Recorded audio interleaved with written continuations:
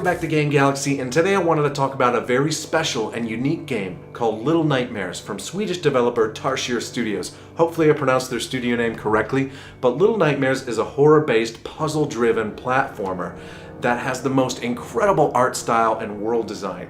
Now, I had my eye on this game long time when I originally saw early trailers for it back in 2016, and this game used to be called just simply Hunger. And I actually like that title a lot better, and it really plays into the story when I talk a bit on that later.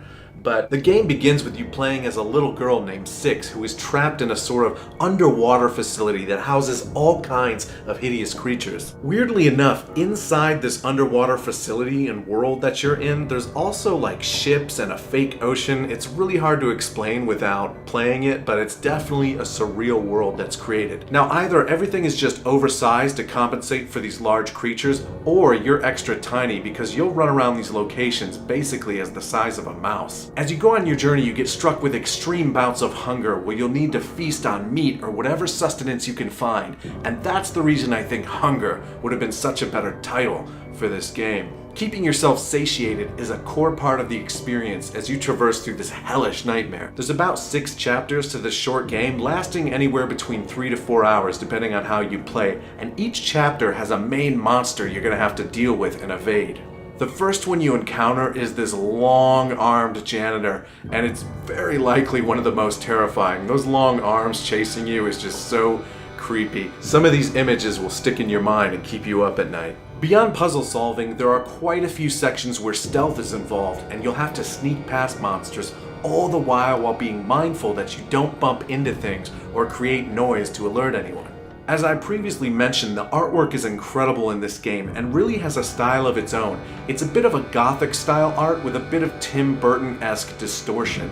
And even though I use Tim Burton as a description, I don't think it's fair to kind of call it derivative in that way, because it definitely isn't. It has its own twisted and distorted art style that creates an incredible amount of mood. And that's something that Little Nightmares excels at, being able to create a mood and atmosphere. The use of lighting and shadows is superb as well, as you have a Zippo lighter to help you light your way as you explore the world. However, many times I would just keep it off because I didn't want it to bring attention to myself. The game isn't too scary, but what it does do is have you on the edge of your seat and feel suspenseful throughout. That's not to say you won't feel terror though.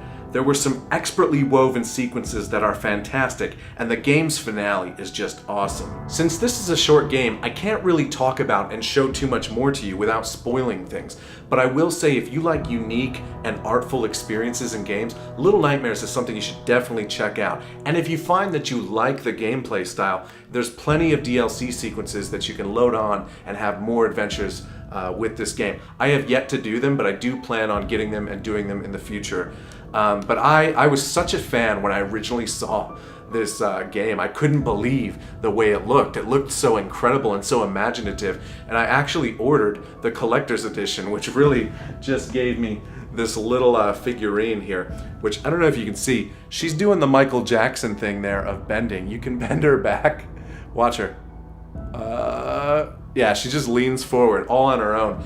But it basically came with the game and this, and a goofy poster which had the disgusting twin chef pigs. And I was like, wow, this is really cool that they put this poster in here, but where am I gonna hang that? I'm not gonna hang that anywhere.